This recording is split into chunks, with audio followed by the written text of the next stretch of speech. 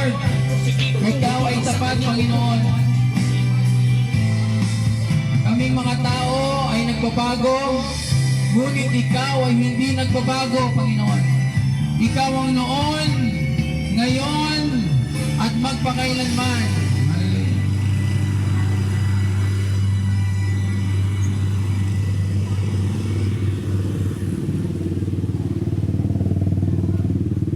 Get diverse supply sources, enjoy fast shipping and low MOQ. Come and download it.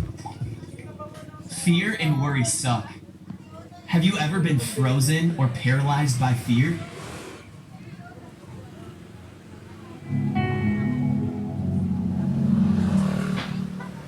Hallelujah.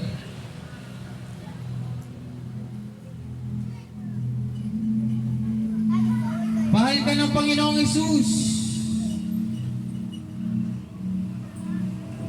Kaya ng Panginoong baguhin ang iyong buhay. Kung ikaw ay alipin ng isang bagay na hindi mo kayang hinto, hindi mo kayang ihinto yan sa pamamagitan ng iyong sarili,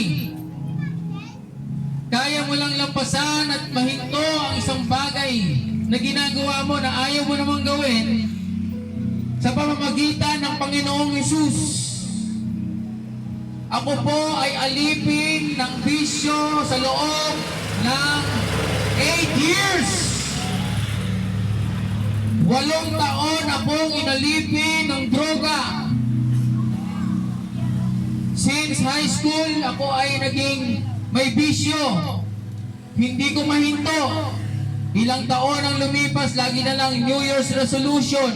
Lagi na lang sasabihin, bagong taon, New Year's resolution ko, hindi na ako magaganyan. Pero paglipas ng mga 1 buwan, 2 buwan, ayan na naman. Sapagkat hindi natin kayang baguhin ang ating sarili. Ang tao ay likas na mahina. Kaya nga ibinigay na ng Diyos Ama ang kanyang bugtong na anak na si Jesus.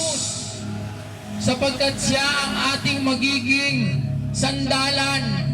Siya ang ating dapat lapitan. Kung meron tayong nais gawin sa buhay natin, siya dapat ang ating sasandalan. Siya ang dapat nating tinatawagan. Sasabihin natin, Panginoon, ako po ay pagod na. Ako po ay bigyan niyo, Panginoon, ang kapahingahan.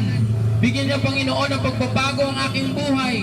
Sapagkat hindi ko kayang magbago. Kailangan kita, Panginoon. Nung ako po ay nanalangin sa Panginoon, sabi niya,